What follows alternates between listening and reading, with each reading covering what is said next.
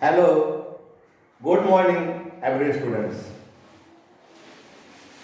तो आप लोग धीरे धीरे अब अपने क्लासेस को, केमिस्ट्री क्लासेस को इस यूट्यूब चैनल के माध्यम से स्टार्ट कर चुके हो घर पर बैठे बैठे लॉकडाउन के समय में। अभी तक हम आपके कुछ बेसिक कंसेप्ट्स ऑफ केमिस्ट्री में केमिस्ट्री की कुछ मूलभूत अवधारणाओं को लेकर चल रहे हैं, जिसमें अभी आप लोग पढ़े अभी तक केमिस्ट्री क्या है, केमिस्ट्री के कितने ब्रांचेज हैं, ह्यूमन लाइफ में केमिस्ट्री का क्या एप्लीकेशन है, और उसके बाद कुछ थोड़ी बहुत बात अभी तक पढ़े हैं कि जैसे मैटर क्या है, मैटर का क्लासिफिकेशन फिजिकल प्रॉपर्टीज के आधार पर किया गया सॉलिड लिक्विड गैस में, केमिकल अपीयरेंसेस के आधार पर इसका क्लासिफिकेशन तत्व, यौगिक, मिश्रण, एलिमेंट, कंपाउंड और मिश्रण में कैसे किया गया है। इन सब बातों को भी ठीक से हमेशा याद रखने का जरूरत है और इसको हमेशा इस बात को एकदम गेट बाय हार्ट रखना है। आगे अब जैसे अब आपके दिमाग में प्रश्न उत्पन्न हो रहा होगा, ठीक है, पदार्थ है, पदार्थ ठोस हो सकता है, द्रव हो सकता है, गैस हो सकता है, पदार्थ एलिमेंट हो सकते हैं, कंपाउंड हो सकते हैं, मिक्सचर हो सकते हैं, लेकिन जो किसी भी पदार्थ का जो सबसे छोटा सा पार्टिकल होता है और किसी सिंपल मैकेनिकल मेथड के द्वारा उस छोटे से छोटे पार्टिकल को और खंडित नहीं किया जा सके, उसे और छोटे छोटे टुकड़ों में यदि बांटा नहीं जा सके, तो जानते हो उस छोटे पार्टिकल को क्या कहते हैं? उस छोटे पार्टिकल को अणु कहा जाता है, मॉलिक्यूल कहा जाता है। यहां से थोड़ा बात को हम लोग आगे बढ़ाएं। अणु क्या है, मॉलिक्यूल क्या है? प्रीवियस क्लासेस में आप लोग सब पढ़े होंगे थोड़ी बहुत बात कि एक कनाड नाम के सेंट, इन्होंने पदार्थों को छोटे छोटे खंडों में तोड़ना शुरू किया। खंडित करते करते इनको एक ऐसा छोटा सा पार्टिकल प्राप्त हुआ कि लगा उनको कि अब इसे और छोटा करना मुमकिन नहीं है। ऐसे छोटे से छोटे पार्टिकल जिसको अब और छोटा करना किसी सिंपल मैकेनिकल मेथड द्वारा पॉसिबल नहीं है, ऐसे छोटे पार्टिकल का नाम उन्होंने रखा था अणु। और अणु की परिभाषा, डेफिनेशन ऑफ मॉलिक्यूल आप सब जानते होंगे। और याद रखना, अणु क्या है? यह किसी भी तत्व, किसी भी पदार्थ का एक ऐसा स्मॉलेस्ट पार्टिकल होता है, एक ऐसा सबसे छोटा कण होता है जो नेचर में फ्री स्टेट में पाया जाता है, जो प्रकृति में स्वतंत्र अवस्था में पाया जाता है। मीन्स इसे नेकेड आई से भी देख सकते हैं। ऐसे छोटे पार्टिकल को देखने के लिए कोई माइक्रोस्कोप लगाने की आवश्यकता नहीं हो। तो साइंटिफिक लैंग्वेज में हम लोग कहते हैं क्या कि वह पार्टिकल नेचर में, प्रकृति में स्वतंत्र अवस्था में है, मुक्त अवस्था में है। तो अणु किसी भी तत्व या पदार्थ का ऐसा छोटा से छोटा कण होता है जो प्रकृति में स्वतंत्र अवस्था में पाया जाता है, मुक्त अवस्था में पाया जाता है, लेकिन यह केमिकल रिएक्शन में भाग नहीं लेता, यह रासायनिक परिवर्तनों में भाग नहीं लेता है। क्यों? क्योंकि मॉलिक्यूल फ्री स्टेट में, जैसे हम फ्री हैं, आप फ्री हो, टेबल कुर्सी कागज कलम सब स्वतंत्र है, और जो स्वतंत्र अवस्था में होते हैं वो रासायनिक प्रतिक्रियाओं में भाग नहीं लेते। आपका पेपर, जिस कॉपी पर आप पढ़ रहे हो, लिख रहे हो, कागज का छोटा से छोटा पार्टिकल भी मॉलिक्यूल के रूप में यदि है तो वो भी नेचर में फ्री स्टेट में एग्जिस्ट करता है। वो हवा के ऑक्सीजन से उस पेपर का कार्बन रिएक्ट करके CO2 नहीं बना रहा है। क्यों? क्योंकि मॉलिक्यूल फ्री स्टेट में होता है, और जो फ्री स्टेट में होते हैं वो केमिकल रिएक्शन में पार्टिसिपेट नहीं करते, वे रासायनिक प्रतिक्रियाओं में भाग नहीं लेते। आगे साइंस का और डेवलपमेंट होता गया। बाद में एक और साइंटिस्ट आए जिनका नाम था जॉन डाल्टन। जॉन डाल्टन महोदय ने, जो एक ब्रिटिश स्कूल में एक टीचर थे, तब तक माइक्रोस्कोप का आविष्कार हो चुका था।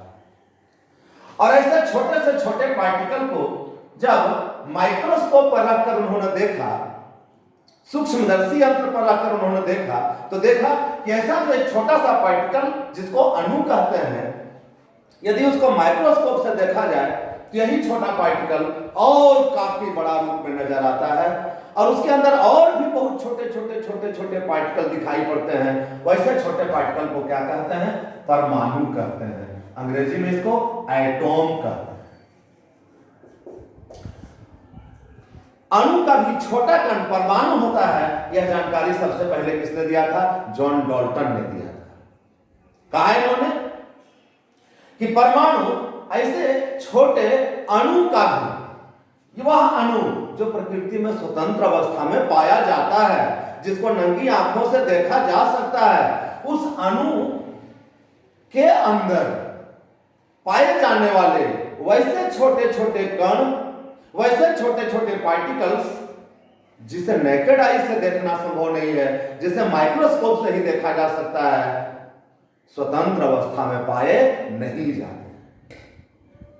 यानी परमाणु का परिभाषा क्या दोगे? कहोगे कि परमाणु किसी पदार्थ का, किसी अणु का वैसा सूक्ष्मतम कण, वैसा स्मॉलेस्ट पार्टिकल होता है जो प्रकृति में स्वतंत्र अवस्था में पाया नहीं जाता, जिसे नंगी आंखों से देखना संभव नहीं है, परंतु वे परमाणु ही होते हैं जो रासायनिक प्रतिक्रियाओं में भाग लेते हैं। क्यों? क्योंकि परमाणु स्वतंत्र अवस्था में पाया नहीं जाता। ये परमाणु एक दूसरे परमाणुओं के साथ तब तक मिलते जुलते रहते हैं, रिएक्ट करते रहते हैं, जब तक फिर वे मॉलिक्यूल का फॉर्मेशन नहीं कर लें। और एटम कंबाइंड होकर जब मॉलिक्यूल के रूप में आ जाते हैं तो वह फ्री स्टेट में आ जाते हैं, फिर उनकी प्रतिक्रिया नहीं होती। इस प्रकार से अणु और परमाणु में मुख्य अंतर यह समझ लेना चाहिए कि अणु पदार्थ का छोटा कण है, लेकिन वह फ्री स्टेट में पाया जाता है, उसे नेकेड आई से भी देख सकते हैं। पर परमाणु अणु का भी छोटा कण होता है जो स्वतंत्र अवस्था में पाया नहीं जाता, इसे नंगी आंखों से देखा नहीं जा सकता। अणु रासायनिक प्रतिक्रियाओं में भाग नहीं लेते क्योंकि वह स्वतंत्र होते हैं, स्वतंत्र अवस्था में पाए जा सकते हैं, लेकिन परमाणु रासायनिक प्रतिक्रियाओं में भाग लेता है। क्यों? क्योंकि वह स्वतंत्र अवस्था में पाए नहीं जाते। ऐसे परमाणु का यह नाम डाल्टन ने एटॉम रखा था, यह दो शब्दों से मिलकर बना है। एटॉम यह बना है दो शब्दों से मिलकर, a plus tom. A means समझ लो कैन नॉट, और टॉम मीन्स समझ लो cut. Tom means cut, can not cut, जिसे अब और काटा नहीं जा सके, जिसे अब और छोटा नहीं किया जा सके। यह अवधारणा किनकी थी? जॉन डाल्टन महोदय तक थी, जॉन डाल्टन तक की थी कि परमाणु पदार्थ का छोटा कण है, ऐसा छोटा कण है कि इसे अब और खंडित नहीं किया जा सकता। लेकिन यह अवधारणा बहुत दिनों तक नहीं रह पाई, और आगे जैसे जैसे रिसर्च होता चला गया, जैसे जैसे और नए डिस्कवरी हुए साइंस में, अब यह लोगों को जानकारी हो चुकी है कि परमाणु भी बहुत छोटे छोटे कणों से मिलकर बने। इसके लिए ऐसे अनेक प्रयोग किए गए, लेकिन सबसे पहला एक्सपेरिमेंट कहलाता है डिस्चार्ज ट्यूब एक्सपेरिमेंट, विसर्जन नली का प्रयोग। ये डिस्चार्ज ट्यूब एक्सपेरिमेंट आप प्रीवियस क्लासेस में सब पढ़े हो, थोड़ी थोड़ी बात सब जानते हो। अब यहां भी उन बातों को थोड़ा आपको मेमोराइज करा रहे हैं, क्योंकि इसकी आगे बहुत आवश्यकता है। तो यह सबसे पहले, यह पहला एक्सपेरिमेंट है डिस्चार्ज ट्यूब एक्सपेरिमेंट, जिसके बारे में लोगों को यह जानकारी हुई कि परमाणु भी बहुत छोटे छोटे कणों से मिलकर बने हैं। ऐसा डिस्चार्ज ट्यूब एक्सपेरिमेंट में ऐसा एक कांच का ऐसा एक डिस्चार्ज ट्यूब ले लिया जाता है, जिसके अंदर की हवा को लगभग निकाल लिया जाता है। हवा का दाब बहुत कम, लगभग 0.001 मिलीमीटर ऑफ Hg रखकर जब इसके अंदर दो इलेक्ट्रोड, एक को नेगेटिव पोल ऑफ बैटरी दूसरे को पॉजिटिव पोल ऑफ बैटरी से जोड़कर इनके बीच लगभग 10,000 वोल्ट की धारा जब प्रवाहित की जाती है तो कैथोड से कुछ किरणें निकलती हैं जिनको कैथोड रेज कहते हैं। एनोड से निकलने वाली किरणों को एनोड रेज कहते हैं। कैथोड रेज में नेगेटिव चार्ज होता है, एनोड रेज में पॉजिटिव चार्ज होता है। And this is the first experiment called discharge tube experiment, जिसके आधार पर इस बात की पहले जानकारी हुई कि एन एटम इज डिविजिबल, कि एटम भी छोटे छोटे कणों से मिलकर बना है। और ऐसे अनेक प्रयोग किए गए। इन प्रयोगों के आधार पर लोगों को यह जानकारी हुई कि परमाणु में भी अब तक लगभग 37 पार्टिकल्स की खोज हो चुकी है, जिसमें एटम के मोस्ट फंडामेंटल पार्टिकल 3 हैं, जिसके बारे में आप सब जानते हो।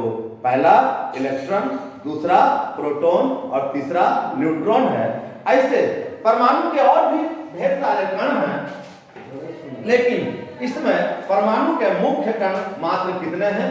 3 होते हैं, जिसमें पहला कण कौन है? इलेक्ट्रॉन है। दूसरा कण कौन है? प्रोटॉन है। और तीसरा फंडामेंटल पार्टिकल इसका न्यूट्रॉन कहा गया है। परमाणु भी डिविजिबल है, परमाणु भी छोटे छोटे कणों से मिलकर बना है। यह जानकारी सबसे पहले किस प्रयोग द्वारा हुई? यस, डिस्चार्ज ट्यूब एक्सपेरिमेंट द्वारा हुई। और उसके बाद भी अनेक और प्रयोग किए गए, और ऐसे सभी प्रयोगों के आधार पर परमाणु में अनेक कणों की खोज की जा चुकी है, जिसमें इसके 3 मुख्य पार्टिकल हैं। पहला इलेक्ट्रॉन, दूसरा प्रोटॉन, तीसरा न्यूट्रॉन। इलेक्ट्रॉन एटम का एक ऐसा छोटा पार्टिकल होता है जिसमें यूनिट नेगेटिव चार्ज होता है, लेकिन इसका मास नियरली इक्वल टू 0 होता है। यह कैथोड रेज से प्राप्त होने वाला particle electron bears unit negatively charged but its mass is nearly equal to 0। अब ऐसे छोटे छोटे पार्टिकल के मास को कैसे बताया जा रहा है? आप जानते हो तत्वों में सबसे हल्का तत्व है हाइड्रोजन, जिसका एटॉमिक मास होता है 1 एटॉमिक मास यूनिट। और हाइड्रोजन जिसका एटॉमिक मास एग्जैक्टली होता है 1.008 AMU, nearly equal to 1 atomic mass unit. Electron का मास हाइड्रोजन के भी मास का 18/48 डिवाइडेंड के बराबर होता है। तो 1/18/48 करोगे तो आ जाएगा 0.00054 एटॉमिक मास यूनिट। दशमलव के पास 3 लगभग या नियरली इक्वल टू 0 है। इसलिए कहते हैं सिंपल ढंग से यदि इलेक्ट्रॉन को एक्सप्रेस करना हो तो इलेक्ट्रॉन को इस प्रकार से लिख सकते हैं, इलेक्ट्रॉन बराबर -1E0। यदि ऐसा सिंबल याद रखोगे इलेक्ट्रॉन का तो यह जो इलेक्ट्रॉन है इसका डेफिनेशन याद रख सकते हो कि an electron is one of the fundamental particle of an atom which bears unit negative charge but its mass is nearly equal to 0। ऊपर में यहाँ मास लिख रहे हैं, नीचे में यहाँ इसका चार्ज लिख रहे हैं, और बीच में यह इलेक्ट्रॉन का सिंबल है। इसी प्रकार से यदि प्रोटॉन को डिफाइन करना हो, प्रोटॉन के बारे में तो याद रखना है कि प्रोटॉन क्या होता है। प्रोटॉन एटम का एक ऐसा फंडामेंटल पार्टिकल है जिसका सिंबल तो P होता है, small p। It bears unit negative charge but it's mass is nearly equal to the mass of hydrogen atom. So proton को ऐसे लिख सकते हैं, proton is equal to +1 P1। 1 is the mass of proton while +1 is the charge of proton. P small p is the symbol. फिर से इसका definition एक बार। Proton परमाणु का एक ऐसा मुख्य कण होता है जिस पर यूनिट नेगेटिव चार्ज होता है। It's mass nearly equal to mass of hydrogen atom that is 1 के बराबर होता है। इसको स्मॉल p से इंडिकेट किया जाता है। न्यूट्रॉन यह एटम का एक ऐसा फंडामेंटल पार्टिकल है जिस पर कोई चार्ज नहीं होता। It is electrically neutral and thus it is called neutron. इस पर कोई विद्युतीय आवेश नहीं होता, लेकिन इसका द्रव्यमान 1 के बराबर होता है। तो न्यूट्रॉन को संक्षेप में ऐसे लिख के याद रख सकते हो, न्यूट्रॉन बराबर 0n1। यहाँ स्मॉल n न्यूट्रॉन का सिंबल है, 1 nearly mass of hydrogen atom, neutron का मास और चार्ज इसका 0। फिर से एक बार, न्यूट्रॉन न्यूट्रल होता है जिस पर कोई चार्ज नहीं होता। प्रोटॉन पॉजिटिवली चार्ज होता है, नेक्स्ट इलेक्ट्रॉन नेगेटिवली चार्ज होता है।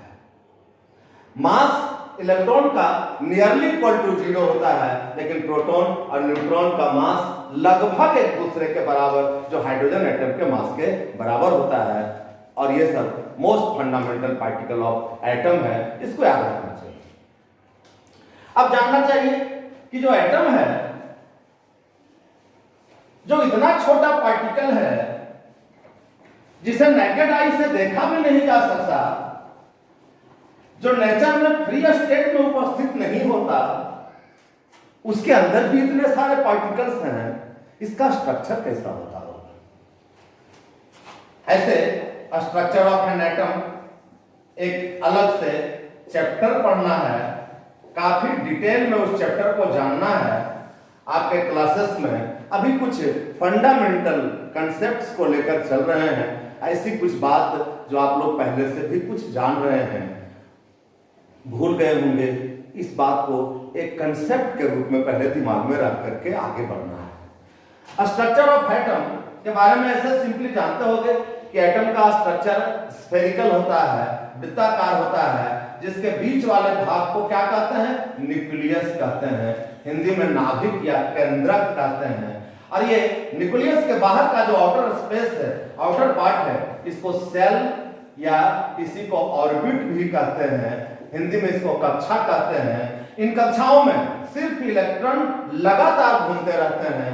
इन इलेक्ट्रॉन को छोड़कर बाकी जितना भी कण है, जैसे न्यूट्रॉन, प्रोटॉन एटसेट्रा, और भी जो पार्टिकल्स हैं परमाणु के अंदर, वो सब न्यूक्लियस के ही अंदर होते हैं। लेकिन यह सिर्फ इलेक्ट्रॉन है जो न्यूक्लियस के बाहर सेल या ऑर्बिट में लगातार कॉन्स्टेंटली मूव करते रहता है। स्ट्रक्चर ऑफ एटम क्या है? फिर से थोड़ा सा एक बात, कि स्ट्रक्चर ऑफ एटम स्फेरिकल होता है, वृत्ताकार होता है, जिसके बीच वाले भाग को न्यूक्लियस और नाभिक के चारों तरफ जो वृत्तीय पथ है उसको सेल या ऑर्बिट कहते हैं। इसमें सिर्फ और सिर्फ इलेक्ट्रॉन निश्चित संख्याओं में निरंतर घूमते रहते हैं, जबकि इलेक्ट्रॉन को छोड़कर बाकी जितने भी पार्टिकल्स हैं, rest particles of an atom living behind electron, that is neutron, proton, positive meson, negative meson, neutrino, positron, ऐसे बहुत सारे अन्य जो पार्टिकल एटम्स के हैं, वे सब न्यूक्लियस के अंदर ही उपस्थित रहते हैं। एटम के बारे में कुछ और जानकारी आप लोगों को होगी, जैसे एक एटॉमिक नंबर क्या है? What is atomic number? परमाणु संख्या क्या है? परमाणु संख्या, एटॉमिक नंबर एटम का एक विशिष्ट गुण है, एक फंडामेंटल प्रॉपर्टीज है एटम का। एटॉमिक नंबर, परमाणु संख्या, ये क्या है? कि एटम में जो ऐसे हम लोग जान रहे हैं कि इसके न्यूक्लियस में न्यूट्रॉन, प्रोटॉन, इलेक्ट्रॉन इसके चारों तरफ घूमते रहते हैं, ये एटम में उपस्थित या जो प्रोटॉन्स हैं, इसी प्रोटॉन्स को ही किसी एलिमेंट का एटॉमिक नंबर है। डिफरेंट एलिमेंट का एटॉमिक नंबर डिफरेंट होता है, और यह atomic number is equal to the number of protons present in the nucleus of an atom. Proton की संख्या जो तत्व के परमाणु के नाभिक में उपस्थित होती है, उन्हीं संख्याओं को एटॉमिक नंबर कहा जाता है। एटॉमिक नंबर को जेड से सूचित किया जाता है। एक बात और ध्यान रखना, कि एटम के अंदर जो पार्टिकल्स है, इलेक्ट्रॉन है, प्रोटॉन है, न्यूट्रॉन है, या और सारे पार्टिकल हैं, neutrino, positron, positive meson, negative meson, ऐसे इसका डिटेल में चर्चा हम लोग स्ट्रक्चर ऑफ एटम नाम का जो चैप्टर है केमिस्ट्री का, उसमें हम लोग इसका डिस्कशन करेंगे। अभी इस बात को याद रखो कि यह सब जो पार्टिकल्स हैं एटम के अंदर, यह सभी होल नंबर में होते हैं। जैसे एटम में 1 इलेक्ट्रॉन हो सकता है, 150 इलेक्ट्रॉन, प्रोटॉन, न्यूट्रॉन हो सकते हैं। ये सब होल नंबर में होते हैं, पूर्ण संख्या में होते हैं। ये सब फ्रैक्शनल इंटीजर में नहीं होते। 1.5 इलेक्ट्रॉन नहीं हो सकता, 9.5 प्रोटॉन और न्यूट्रॉन नहीं होते। ये सब जो fundamental particles of an atom है, ये हमेशा होल नंबर में होते हैं, पूर्ण संख्या में होते हैं। प्रोटॉन की संख्या भी पूर्णांक होती है। तो एटॉमिक नंबर क्या है? एक होल नंबर है, एक पूर्ण संख्या है जो एटम में उपस्थित नंबर ऑफ प्रोटॉन्स के बराबर होता है। तो ऐसे कह सकते हैं कि Z एटॉमिक नंबर को किससे इंडिकेट किया जाता है? Z से इंडिकेट किया जाता है। And Z is equal to the number of protons present in the nucleus of an atom.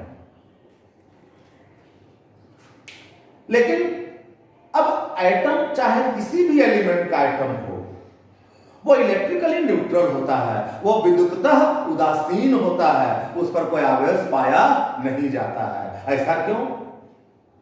आपके दिमाग में यह सवाल आ रहा होगा कि एटम में कह रहे हैं इलेक्ट्रॉन है जिस पर नेगेटिव चार्ज है, प्रोटॉन है जिस पर यूनिट पॉजिटिव चार्ज है, न्यूट्रॉन है तो इस पर कोई चार्ज नहीं है, न्यूट्रॉन तो न्यूट्रल है, लेकिन इलेक्ट्रॉन है, प्रोटॉन है, कोई निगेटिवली चार्ज है, कोई पॉजिटिवली चार्ज है, सब एटम के अंदर है। और फिर कह रहे हैं कि एटम उदासीन होता है, एटम पर कोई चार्ज नहीं होता है। ऐसा क्यों? कैसे हो सकता है? इसका एक कारण है। ऐसा सवाल ही पूछा जाता है कि an atom is electrically neutral, परमाणु विद्युततः उदासीन होता है। क्यों? कारण यह है कि परमाणु में जितना ही number of positively charge protons होते हैं, उतने ही संख्या में नेगेटिवली चार्ज इलेक्ट्रॉन्स भी होते हैं। यानी number of protons is equal to number of electrons. जितना प्लस चार्ज होता है एटम के अंदर, प्रोटॉन जितने होते हैं उतने ही संख्या में इलेक्ट्रॉन होते हैं। यानी जितना प्लस चार्ज होगा उतना ही माइनस चार्ज होगा, तो टोटल चार्ज मिलाकर क्या हो जाएगा? +1 - 1 0 हो जाएगा, +5 - 5 0 हो जाएगा। सो यदि आप डिफरेंट एलिमेंट का एटॉमिक नंबर याद रखें तो आपको इसका 2 फायदा हो सकता है। क्या? अलग अलग तत्वों की परमाणु संख्याएं, एटॉमिक नंबर अलग अलग होते हैं, और किसी भी तत्व की परमाणु संख्या तत्व के नाभिक में उपस्थित प्रोटॉन्स की संख्या के बराबर होती है। लेकिन परमाणु चूंकि इलेक्ट्रिकली न्यूट्रल होता है, इसलिए उसमें उपस्थित प्रोटॉन्स की संख्या इलेक्ट्रॉन्स की संख्याओं के बराबर होती है। अलग अलग तत्वों में परमाणु संख्या अलग अलग होती है, और यदि उसका परमाणु संख्या एटॉमिक नंबर याद रखें तो उस एलिमेंट में कितने प्रोटॉन्स होंगे, कितने इलेक्ट्रॉन्स होंगे, इसका इजीली कैलकुलेशन किया जा सकता है। आप आसानी से बता सकते हैं। जैसे एक एग्जांपल ले रहे हैं, सोडियम। लैटिन भाषा में सोडियम का नाम क्या है? नाइट्रम है। क्या है? नाइट्रम है। नाइट्रम जिसका सिंबल होता है Na, एटॉमिक नंबर 11 होता है। किसी भी एलिमेंट का जो सिंबल होता है वो उसके लैटिन नाम के आधार पर रखा गया है। सोडियम का लैटिन नाम नाइट्रम है और इसलिए इसका सिंबल Na होता है। इसका एटॉमिक नंबर 11 है। तो आप बता सकते हैं कि सोडियम एटम में, सोडियम परमाणु में कितने प्रोटॉन होंगे? जितना एटॉमिक नंबर है, Z बराबर नंबर ऑफ प्रोटॉन होता है, और उतने ही नंबर ऑफ इलेक्ट्रॉन्स भी होंगे। यानी इसमें 11 प्रोटॉन और 11 इलेक्ट्रॉन भी होंगे। तो सोडियम परमाणु पर कुल आवेश कितना हो जाएगा? Total charge upon sodium atom will be equal to for 11 proton plus 11, for 11 electron minus 11 and total equal to 0. Because एक प्रोटॉन पर एक प्लस चार्ज होता है, एक प्रोटॉन पर एक प्लस चार्ज होता है, तो 11 प्रोटॉन के लिए 11 प्लस चार्ज होंगे, एक इलेक्ट्रॉन पर एक माइनस चार्ज होता है, तो 11 इलेक्ट्रॉन के लिए 11 माइनस चार्ज होगा, plus 11 minus 11 will be equal to 0। और एक उदाहरण ले लो, जैसे आयरन, एक और उदाहरण ले लो, जैसे आयरन, जिसका लैटिन भाषा में नाम होता है फेरम, इसका सिंबल होता है Fe, एटॉमिक नंबर होता है 26। तो आप लोग बता सकते हो, बोलो Fe परमाणु में कितना प्रोटॉन होंगे? हाँ समझ रहे हो, 26 प्रोटॉन, और जितना एटॉमिक नंबर है उतने ही इलेक्ट्रॉन भी होंगे। सो Fe परमाणु पर कुल आवेश, Fe परमाणु पर कुल आवेश बराबर क्या हो जाएगा? 26 प्रोटॉन के लिए प्लस 26, 26 इलेक्ट्रॉन के लिए माइनस 26, तो कुल आवेश मिला के कितना हो जाएगा? 0 हो जाएगा। और इसी प्रकार से विभिन्न तत्वों की परमाणु संख्याएं भिन्न भिन्न होती हैं, लेकिन जितना एटॉमिक नंबर होता है उसमें उतने ही नंबर ऑफ प्रोटॉन्स, उतने ही नंबर ऑफ इलेक्ट्रॉन्स होते हैं। सो जितना प्लस चार्ज होता है उतना ही माइनस चार्ज होता है, एंड टोटल इक्वल टू 0 हो जाता है, यानी परमाणु पर कोई चार्ज नहीं होता, परमाणु विद्युततः उदासीन होता है। आज हम आपको यहीं तक छोड़ दे रहे हैं। इन सब बातों को ठीक से आप याद करते जाइएगा और आत्मसात करते जाइएगा, गेट बाई हर्ट करते जाइएगा। इन्हीं बातों के साथ हम आज आपसे फिर विदा लेते हैं। अगले लेक्चर में हम फिर इसी को आगे बढ़ाते हुए मिलेंगे। तब तक के लिए आप लोग घर पर खूब अच्छा से रहो, खूब खाओ, खूब पियो, खूब मम्मी पापा का सेवा भी करो, और अपने पढ़ाई लिखाई पर भी विशेष रूप से हमसे जुड़े रहो YouTube चैनल पर। Thank you very much.